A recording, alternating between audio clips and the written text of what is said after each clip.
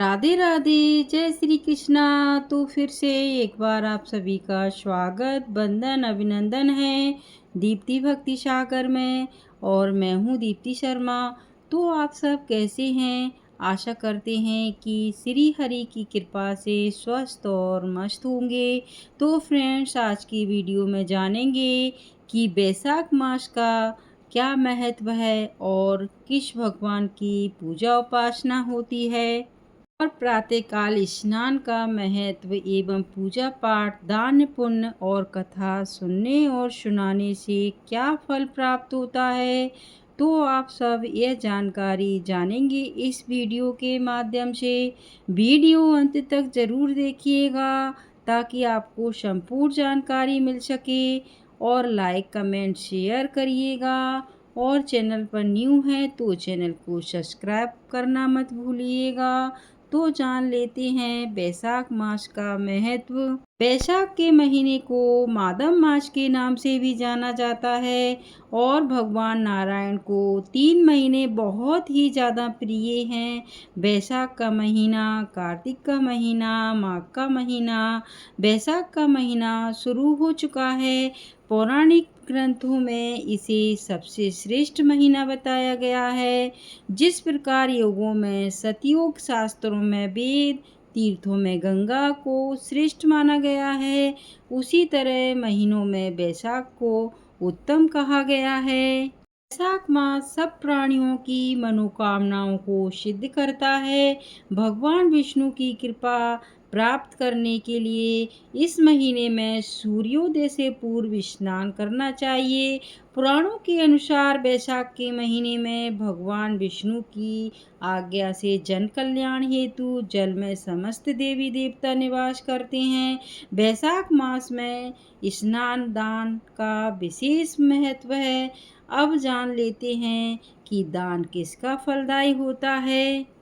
बैसाख मास में जल, छाता, पंखा, चटाई और चरण पादुका का दान बहुत लाभकारी माना जाता है, क्योंकि यह गर्मी के मौसम में लोगों को राहत देता है। इसके अलावा अन्य सत्तू और वस्त्र का दान भी इस महीने में विशेष रूप से शुभ माना जाता है।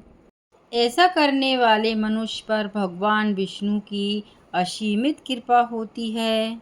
और बैसाख महीने में स्नान करने का तरीका: सुबह जल्दी उठकर ठंडे एवं जल में गंगा जल डालकर स्नान करना चाहिए।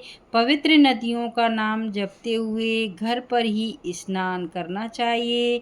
नहाने के बाद सूर्योदय के समय सूर्य को अर्घ देना चाहिए। और अब जान लेते हैं बैसाख महीने में किस भगवान की पूजा करनी चाहिए। बैसाख महीने में भगवान विष्णु की पूजा करना बहुत फलदायी होता है। खासकर उनके माधव रूप की आराधना करने से व्यक्ति को सुख, शांति और समृद्धि का आशीर्वाद मिलता है। इस महीने में तुलसी को जल देना, भगवत गीता का पाठ करना और व्रत रखना भी बहुत शुभ माना जाता है। तो अब करते हैं बैसाख मास की कथा का आरंभ। एक पति पत्नी थे, लकड़ी का गट्ठर बेचकर अपना पेट भरते थे। बैसाख का महीना आया, सब लोग बैसाख स्नान करने लगे, तो लकड़हारे की पत्नी भी बैसाख नहाने लगी। लकड़हारा रोज लकड़ी का गट्ठर लाता, पत्नी उसमें से एक लकड़ी निकाल लेती। बैसाख नहा कर आती तो वह आंवला, तुलसी, पीपल, बरगद आदि पेड़ों को सींचती। ऐसा करते हुए उसे 1 महीना हो गया। पत्नी रोज एक एक जो लकड़ियां बचाकर रखती थी, उसी बची हुई लकड़ियों को उसने एक गट्ठर बनाकर बेचने के लिए गई। उसने भगवान विष्णु का नाम लिया तो लकड़ियां चंदन की हो गईं।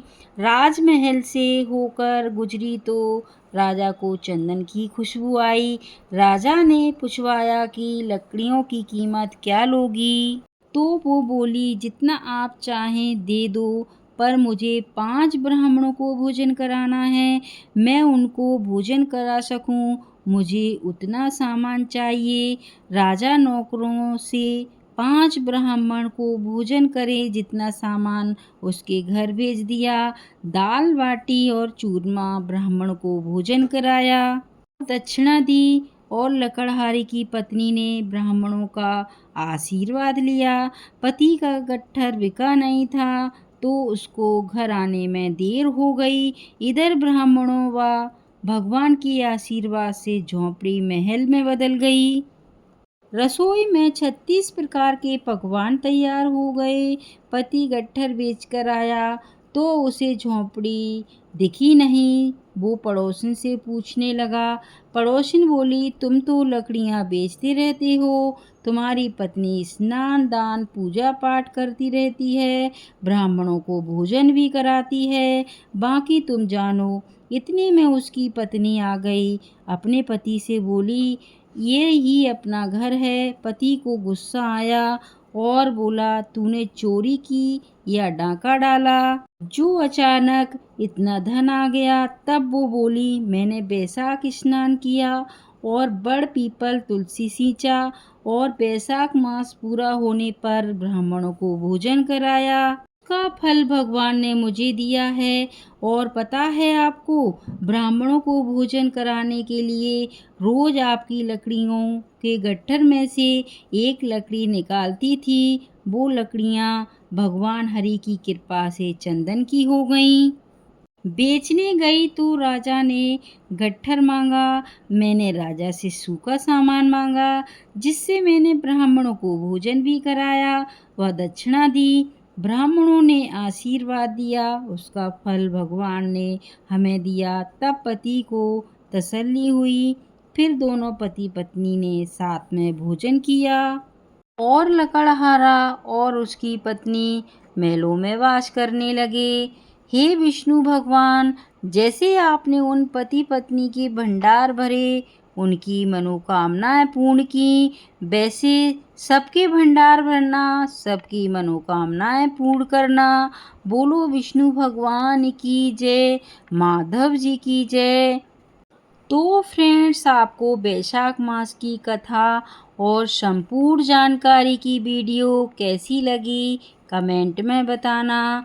तो फिर मिलेंगे एक और नई वीडियो और नई जानकारी के साथ। तब तक के लिए राधे राधे, जय श्री कृष्णा।